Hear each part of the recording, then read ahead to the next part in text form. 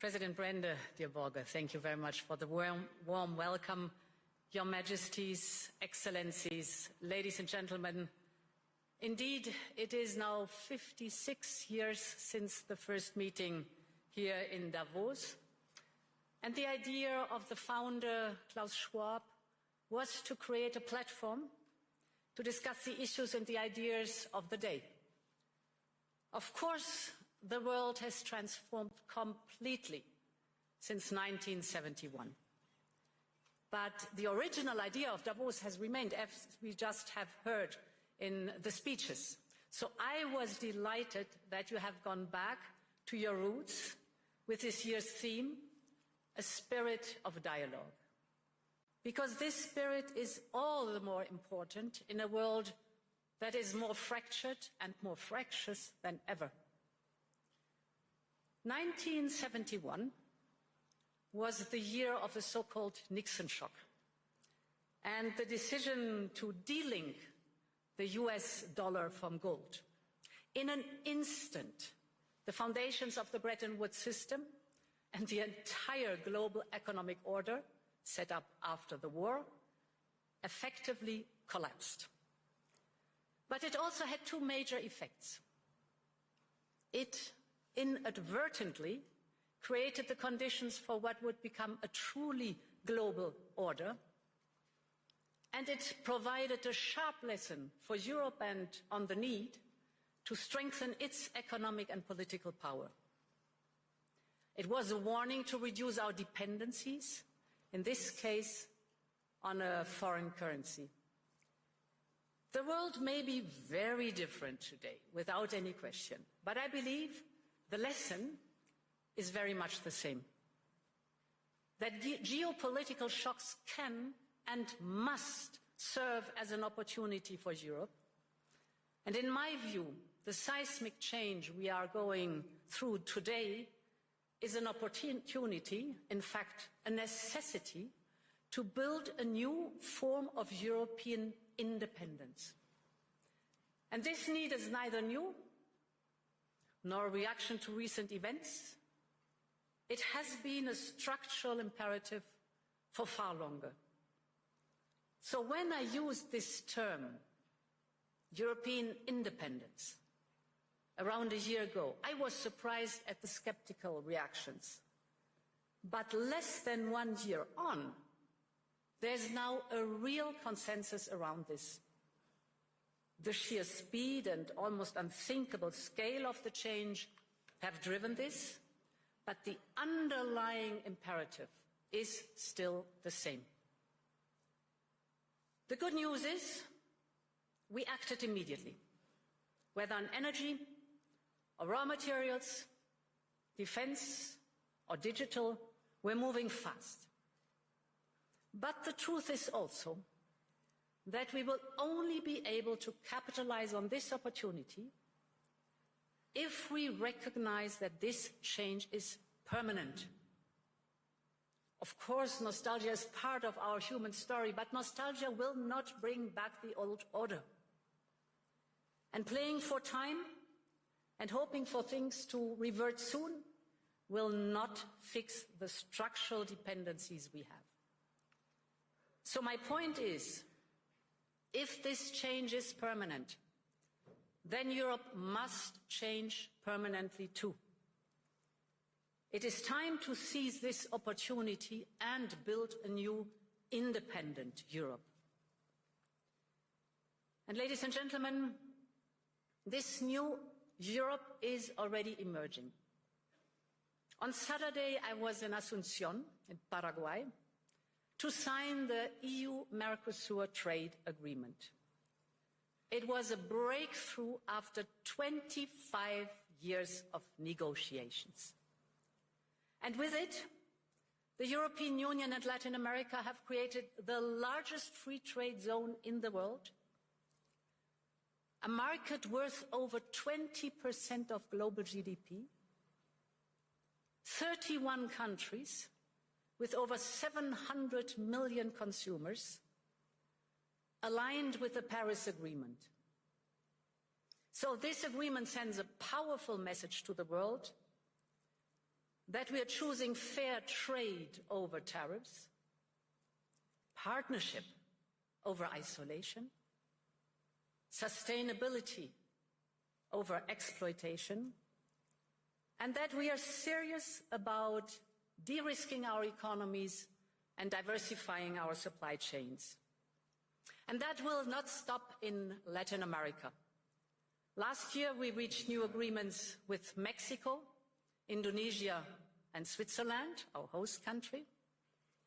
We're working on a new free trade agreement with Australia. We are also advancing with the Philippines, Thailand, Malaysia, the United Arab Emirates, and more. And right after Davos, the next weekend, I will travel to India. There's still work to do, but we are on the cusp of a historic trade agreement. Indeed, some call it the mother of all deals. One that would create a market of 2 billion people, accounting for almost a quarter of global GDP. And crucially, that would provide a first-mover advantage for Europe with one of the world's fastest-growing and most dynamic continents.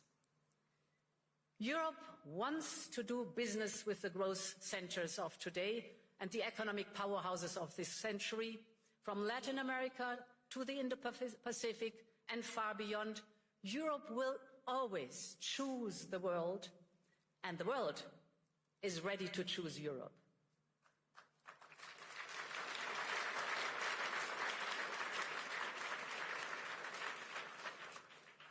And ladies and gentlemen, this reality also reflects the fact that Europe has all the assets it needs to attract investment.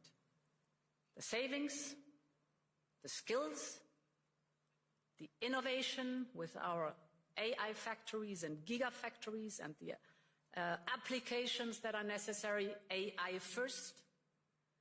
What we need now is to mobilize collectively these assets to their full potential and to focus on the essential. So focal point number one is to create a conducive and predictable regulatory environment. We live in an age where capital and data can cross Europe in a second. And business must be able to move just as freely. But as things stand, too many companies have to look abroad to grow and scale up, partly because they face the new set of rules every time they expand into a new member state. So while on paper the market is of 450 million Europeans open to them, it is far more complicated in reality. And that acts as a handbrake on the growth and profit potential of companies. So this is why we need a new approach. We will soon put forward our 28th regime. The ultimate aim is to create a new, truly European company structure.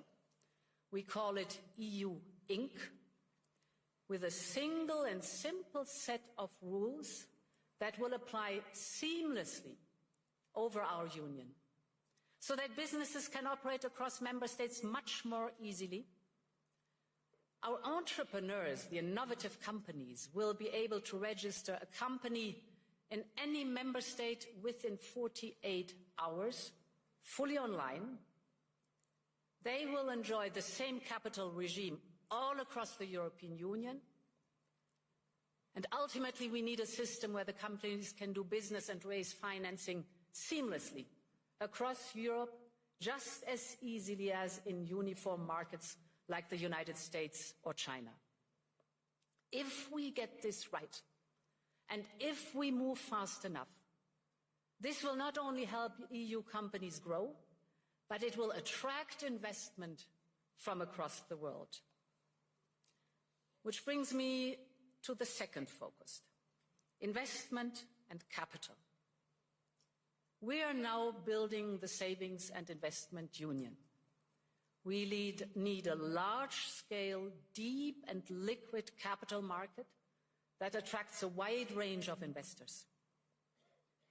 And this will allow business to find the funding they need, including equity, at lower costs here in Europe.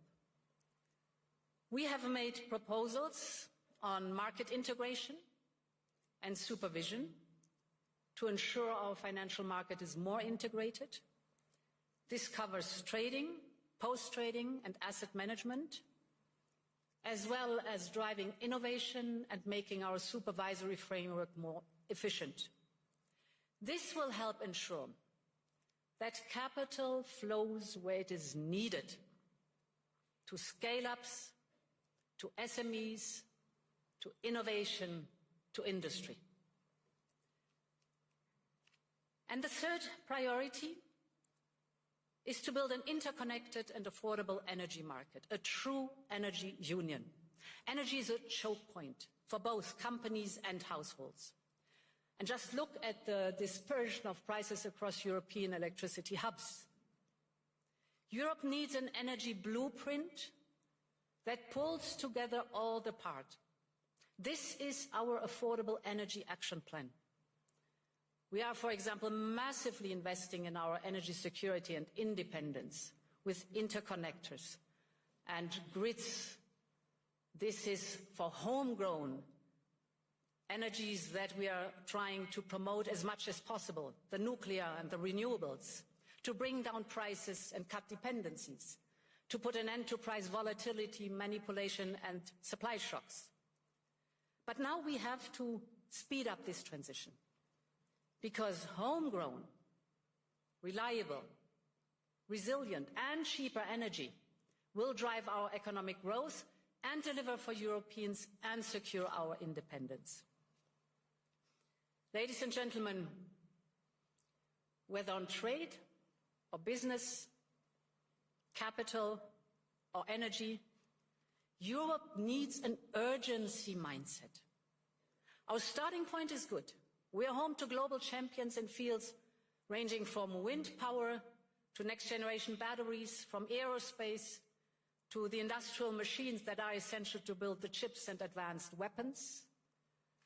Our companies are taking up AI at the same pace as their US peers. Europe is in the race for the key technologies of tomorrow. But as global competition gets ruthless, we must show real ambition, especially in those sectors vital for our independence. Take defense, for example. We have done more on defense in the last year than in decades before. We have started a surge in defense spending up to 800 billion euros till 2030. Member states are stepping up their investment at record level, and this has helped to triple the market value of European defense industry companies since January 2022. We now have 3 leading European defense tech startups that have reached unicorn valuation. They are working on AI-powered software and systems for battlefield intelligence, or on advanced dual-use and surveillance drones. So they are also driving innovation and investment in Europe's defense tech industrial base. All of this would have been unthinkable even a few years ago. This now only shows how economy and national security are more linked than ever. But also what we can do when Europeans have the will to match the ambition. So, ladies and gentlemen, this need for ambition is most important when it comes to the security of our continent. In just over a month, we will mark the 4th anniversary of Russia's war of aggression against Ukraine. 4 years on, Russia shows no sign of abating, no sign of remorse, no sign of seeking peace. On the contrary, Russia is intensifying its attacks, killing civilians every day as we speak. Just last week, its bombing of Ukraine's energy infrastructure left millions facing darkness, cold, and water shortages. This must end.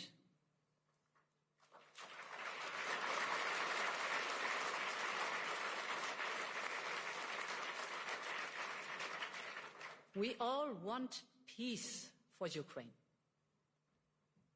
We recognize President Trump's role in pushing the peace process forward, and we will work very closely with the United States. And we all agree that, therefore, Ukraine must be in a position of strength to go to the negotiation table. And this is why we Europeans have decided to provide Ukraine with a loan of 90 billion euros for 2026 and 2027. With this support, we make sure that Ukraine can bolster its defense on the battlefield, strengthen its defense capabilities for a peace agreement, and keep basic services running. Above all, it reaffirms Europe's unwavering commitment to the security, the defense, and the European future of Ukraine. And in parallel, we decided to permanently immobilize the Russian assets, and that we reserve the right to make use of them. This should serve as a stark reminder to Russia and as a message to the world. Europe will always stand with Ukraine until there is a just and lasting peace.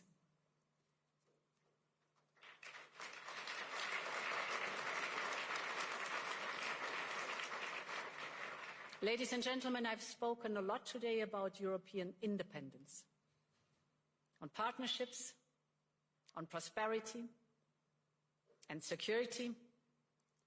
So I would like to conclude with Greenland, an issue which cuts to the heart of all three of these imperatives.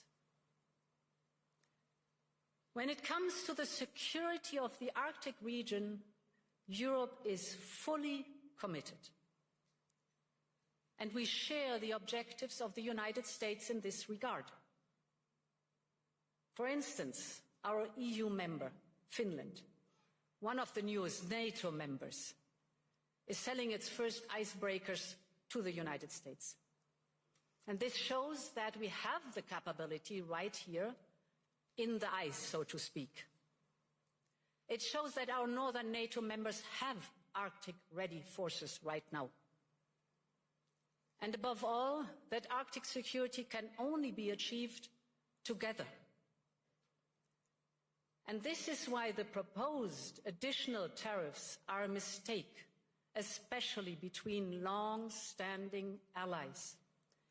The European Union and the United States have agreed to a trade deal last July. And in politics, as in business, a deal is a deal. And when friends shake hands, it must mean something.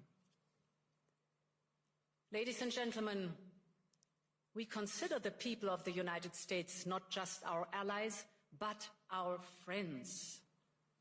And plunging us into a downward spiral would only aid the very adversaries we are both so committed to keeping out of the strategic landscape. So our response will be unflinching, united, and proportional. But beyond this, we have to be strategic about how we approach this issue. And this is why we are working on a package to support Arctic security. First principle, full solidarity with Greenland and the Kingdom of Denmark. The sovereignty and integrity of their territory is non-negotiable. Second, we're working on a massive European investment surge in Greenland. We will work with Greenland and Denmark hand in hand to see how we can further support the local economy and infrastructure. Third, we will work with the United States and all partners on wider Arctic security. This is clearly in our shared interest, and we will step up our investment. In particular, I believe we should use our defense spending surge on a European icebreaker capability and other equipment vital to the Arctic security. And fourth, in the same spirit, we need to work with all our regional partners to strengthen our common security. And this is why we will look at how to strengthen our security partnerships with partners such as the UK, Canada, Norway, Iceland, and others. Finally, I believe Europe needs to adjust to a new security architecture and realities that we are now facing. And this is why Europe is preparing its own security strategy, which we plan to publish later this year. And as part of this, we are upgrading our Arctic strategy too. And at the heart of this will be the fundamental principle: it is for sovereign people to decide their own future. Ladies and gentlemen, when I started preparing for this year's address, security in the High North was not the main theme. But in many ways, it feeds into the wider point I started with today. That Europe must speed up its push for independence, from security to economy, from defense to democracy, having the dialogue with our friends and partners, also if necessary with adversaries. The point is that the world has changed permanently and we need to change with it. And therefore, thank you and long live Europe.